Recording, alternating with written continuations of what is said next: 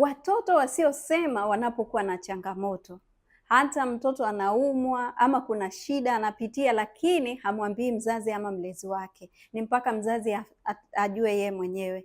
Hii inaweza ikawa anatoa taarifa kwamba pengine mtoto huyu mara nyingi anapuuzwa na mzazi, na mzazi unaweza ukawa unafanya hivi bila wewe kujua, labda kwa sababu ratiba yako ina mambo mengi, kuna wakati huwezi kutenga muda wa kutosha kumsikiliza. Kwa hiyo anakuwa amejifunza kukaa na shida na matatizo yake ndani, kwa sababu hana uwezo wa kukueleza, au ule muda anaokueleza anaona kama hayachukuliwi kwa uzito, na hiyo inamwachia maumivu. Kwa hiyo anajifunza katika hata umri bado mdogo, anatakiwa kupambana na hali yake ama na shida zake, hivyo asiseme, kwa sababu akisema hana uhakika kama atapata msaada ama hatapata msaada, hivyo anaona bora aweze kunyamaza.